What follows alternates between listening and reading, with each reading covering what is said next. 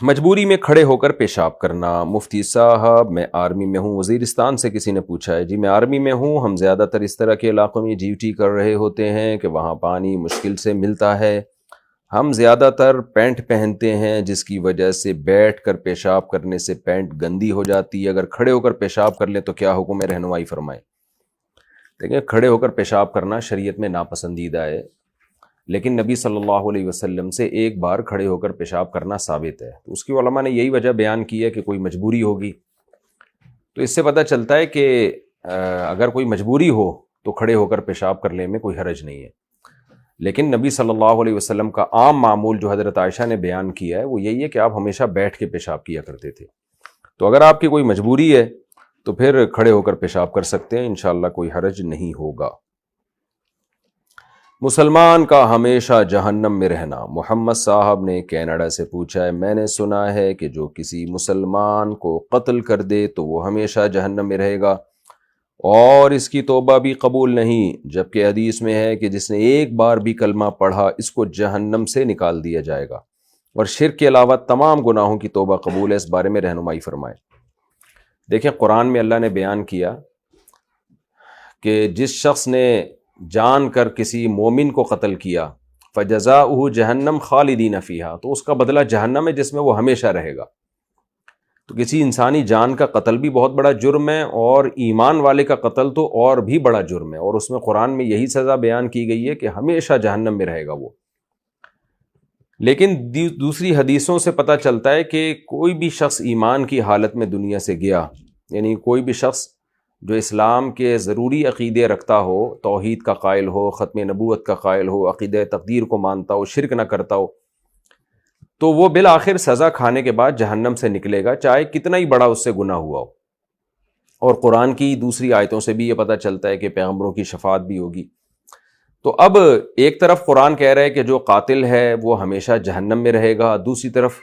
احادیث بہت ساری ہیں اور قرآن کی آیتیں بھی ہیں جس سے پتہ چلتا ہے کہ مومن پر کے لیے شفاعت ہوگی اور وہ جہنم سے نکل جائے گا۔ تو ان دونوں طرح کی آیتوں کو سامنے رکھ کر علماء نے یہ جو آیت ہے نا جس میں آتا ہے کہ ہمیشہ جہنم میں رہے گا جو قاتل ہے، اس کا مطلب یہ بیان کیا ہے کہ اصل سزا تو اس کی یہی ہوگی کہ ہمیشہ رہے۔ اصل سزا جو اللہ نے قاتل کی رکھی ہے وہ یہی رکھی ہے کہ ہمیشہ جہنم میں رہے وہ، لیکن پیغمبر کی شفاعت کی وجہ سے اللہ تعالیٰ اس ہمیشہ والی سزا کو معاف کر دیں گے۔ اس کی مثال ایسے جیسے کورٹ میں بعض دفعہ سزا دی جاتی ہے کہ اس کی سزا جو ہے اتنے سال قید بامشقت ہے، کورٹ میں یہ فیصلہ سنا دیا جاتا ہے، لیکن بعض دفعہ یہ ہوتا ہے کہ سزا تو اس کو ہو گئی اور جیل ہو گئی، اور اس کو اس اناؤنس کر دیا جاتا ہے کہ بھئی آپ کو فار ایگزامپل 14 سال قید بامشقت ہے آپ کی، لیکن بیچ میں کوئی ایسا واقعہ ہو جاتا ہے، کوئی ایسی کوئی جو ہے نا گورنمنٹ کی پالیسی چینج ہو جاتی ہے یا اور کچھ ایسا ہو جاتا ہے جس کی بیس پہ گورنمنٹ قیدیوں کو رہا کر دیتی ہے۔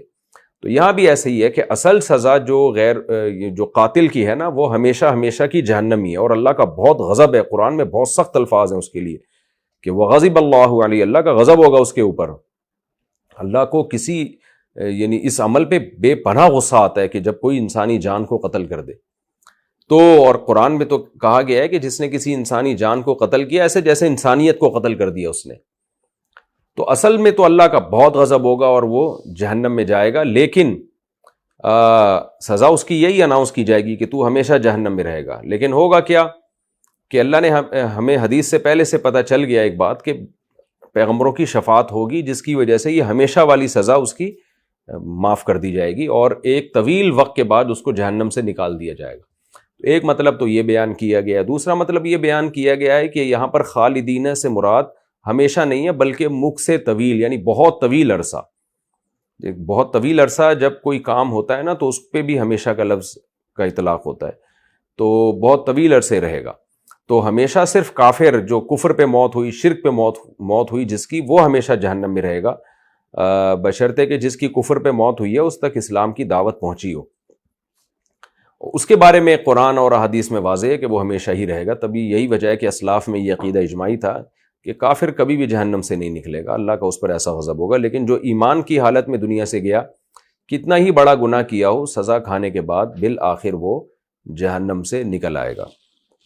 لیکن بہرحال بہت طویل عرصے جہنم میں رہنا بھی کوئی کم بات نہیں ہے،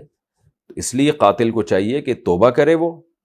اور توبہ میں یہ بھی داخل ہے کہ جس کو قتل کیا اس کے وارثین کے حوالے کرے اپنے آپ کو، تو توبہ اس کی قبول ہو جائے گی۔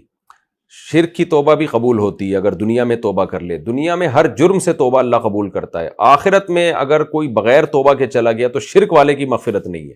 یہ خوب ذہن میں رکھیں۔ لیکن دنیا میں جو ہے وہ ہر ایک کی توبہ قبول ہوتی ہے، قاتل کی توبہ بھی قبول ہوتی ہے۔ حدیث میں آتے ایک شخص نے 100 انسانوں کو قتل کیا تھا، لیکن جب توبہ کی تو اللہ نے اس کی توبہ قبول کی، لیکن توبہ خالص توبہ ہو، ایسے اوپر اوپر کی توبہ نہ ہو۔ تو خدا نخواستہ کسی سے انسانی جان کا قتل ہو گیا تو وہ توبہ کرے، اور توبہ کی تکمیل میں یہ بھی ہے کہ جس انسانی جان کو قتل کیا ہے اپنے آپ کو اس کے وارثوں کے حوالے کر دے اور ان سے معافی مانگے اور کہے کہ یا تو مجھے قصاصاً قتل کر دو یا یہ کہ مجھ سے دیت لے لو۔ لیکن آج کل مسئلہ یہ ہوتا ہے کہ اگر وہ اپنے آپ کو وارثوں کے حوالے کرے گا، جیسے ہمارے پاس ایسے کیس آئے ہیں، ایک شخص نے قتل کیا، بعد میں اس کو توبہ کی توفیق ملی، وہ آیا کہ بھائی میں نے جس کو قتل کیا ہے تو میں اب اس سے معافی یعنی میں چاہتا ہوں کہ میں اپنے آپ کو ان کے سامنے پیش کر دوں تاکہ قیامت میں مجھ سے حساب و کتاب نہ ہو، اور ان سے معافی مانگوں، کیونکہ یہ حقوق العباد ہے نا، ان کے وارثوں سے معافی مانگنی پڑے گی آپ کو۔ تو اصل تو یہی ہے۔ تو میں نے کہا بھائی ماشاءاللہ یہ اس کی علامت ہے کہ آپ نے سچی توبہ کی، آپ اپنے آپ کو مقتول کے وارثوں کے حوالے پیش کرنے کے لیے تیار ہو۔ لیکن مسئلہ یہ ہے کہ جب وہ مقتول کے وارثوں کے حوالے اپنے آپ کو کرے گا ایک قاتل معافی کے لیے، اور کہے گا بھائی اب میں تم سے ریکویسٹ کرتا ہوں مجھے معاف کر دو، یا مجھ سے معاف نہیں کرتے فری میں تو دیت لے لو، یہ بھی نہیں تو پھر قصاصاً قتل کر دو، یہ تو ہوگا۔ ہم ترغیب دیں گے مقتول کے وارثوں کو، بھائی دیکھو ایک آدمی اپنے آپ کو پیش کر رہا ہے، آپ قصاص نہ لیں اس سے، بہتر یہی ہے ایسے ہی معاف کر دیں آپ اس کو، اللہ تعالیٰ آپ کے بھی جرم کو معاف کرے گا جب ایک آدمی کو ندامت ہو گئی، اور ندامت کی علامت یہ ہے کہ اپنے آپ کو وہ پیش کر رہا ہے۔ لیکن آج کل مسئلہ یہ ہے کہ کوئی اگر اس پروسیس سے گزرتا ہے تو اسلامی حکم تو نافذ ہے نہیں۔ اسلام تو یہ کہتا ہے کہ بھئی گورنمنٹ کے آگے پیش کر دیا یا مقتول کے وارثوں کے آگے پیش کر دیا تو پھر اس سے قصاص لیا جائے گا، اس کی گردن اڑائی جائے گی، اور پہلے ترغیب دی جائے گی مقتول کے وارثوں کو اس کو معاف کر دو۔ ہو سکتا ہے وہ ویسے ہی معاف کر دیں دل بڑا کر کے، ان کو ترغیب دی جائے گی، کچھ پیسے دے دیے جائیں، ان کو لوگ جمع کر کے چندہ کر کے پیسے دے دیں، یار ہم سے پیسے لے لو اس کو معاف کر دو، بہت کچھ ہو سکتا ہے۔ لیکن آج کل کیونکہ اسلامی حکومت نہیں ہے، اسلامی احکام کو لوگ فالو نہیں کرتے، آج اگر آپ ایسے کریں گے کہ قاتل اپنے آپ کو مقتول کے وارثوں کے حوالے کر دے، وہ فوراً تھانے میں رپورٹ کرائیں گے، پھر پہلے پولیس والے اس کو چترول لگائیں گے قاتل کو، پھر اس کا کیس چلے گا کورٹ میں، لاکھوں روپے اس کے عدالت میں خرچ ہو جائیں گے، پھر جیل ہوگی، جیل میں پتہ نہیں کتنے سال سڑتا رہے وہ، جیل کی حالت ایسی ہوتی ہے کہ خارش کی بیماری ایک دوسرے کو لگتی ہے، قضائے حاجت کی جگہیں ایسی ہوتی ہیں، اور گندگی ایک ہی بیت الخلا سارے استعمال کر رہے ہیں، تو عذاب در عذاب در عذاب میں جائے گا وہ۔ یہاں تو یہ تھا نا، یا تو معاف کرو یا پیسے لو یا گردن اڑاؤ، اور پیسے بھی لو تو قسطوں میں لے لو اگر اس کے پاس گنجائش نہیں ہے، تو ایک طرف ہو جاتا ہے معاملہ۔ یہاں ہمارے یہاں قانون ایسا ہے کہ ایک طرف ہوتا نہیں ہے، جیلوں میں سڑتا رہتا ہے، ٹارچر ہوتا رہتا ہے، ایک زندگی برباد ہو جاتی ہے۔ تو پھر ایسی صورت میں اب یہی کہا جائے گا بھائی اپنے آپ کو مقتول کے وارثوں کے حوالے مت کرو، کیونکہ وہ تھانے میں فون کریں گے، اور پھر یا وہ ہو سکتا ہے وہ زیادتی کرنا شروع کر دیں آپ کے ساتھ بجائے قصاص لینے اور ان سب چیزوں کے،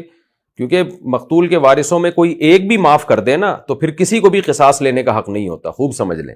جیسے کسی کے باپ کو قتل کیا، بیٹوں میں سے ایک نے معاف کر دیا تو پھر سب کی طرف سے معاف ہو جاتا ہے، پھر دیت آئے گی، جو دیت معاف کرے گا اس کی دیت معاف ہے، جو دیت معاف نہ کرے اس کو دیت دی جائے گی، یعنی دیت کم ہو جاتی ہے پھر۔ تو آج کل ان حکام پہ عمل نہیں ہوتا، بلکہ فوراً تھانہ، تھانے کے بعد چترول، چترول کے بعد جیل، جیل کے بعد وہاں پر جو زندگیاں برباد ہو جاتی ہیں، اگر یہ قاتل کی بیوی بچے ہیں تو وہ بھی رلتے ہیں، ایک عذاب میں پڑے رہتا ہے انسان۔ تو پھر دوسرا آپشن یہ ہے قاتل کے پاس کہ وہ توبہ کرے اللہ سے گڑ گڑا کے، مقتول کے لیے دعائے مغفرت بھی کرے، اور وہ یہ پھر علماء سے پوچھے کہ مجھ پہ کتنی دیت بنتی ہے، اب قصاص تو ہو نہیں سکتا تو دیت مجھ پہ کتنی بنتی ہے، تو وہ علماء اس کو بتا دیں گے، تو اپنی گنجائش کے حساب سے مقتول کے وارثوں کو کسی بھی طرح سے وہ دیت دیتا رہے، کسی تھرڈ پرسن کے ذریعے۔ وہ جب آپ کوئی قاتل علماء سے ملے گا تو اس کو بتا دیں گے علماء بھائی اس طرح سے تم مقتول کے وارثوں کو جتنی اللہ توفیق دے ہر مہینے کچھ نہ کچھ رقم پہنچایا کرو۔ اب اگر یہ پہنچانا مشکل ہو رہا ہے، وہ بولیں گے کون ہمیں دے رہا ہے، تو اس کے 20 طریقے ہیں، تو اس طرح سے دیت جو ہے مقتول کے وارثوں کو ادا کر لی جائے۔ اور اگر قاتل انتہائی غریب ہے کہ 1 روپیہ بھی نہیں دے سکتا، وہ ہے ہی نہیں، تو پھر توبہ استغفار کرے اور یہ نیت کرے کہ جب اللہ نے مجھے مالی وسعت دی اور مجھے اللہ نے مال دیا تو میں مقتول کے وارثوں کو دیت ادا کروں گا.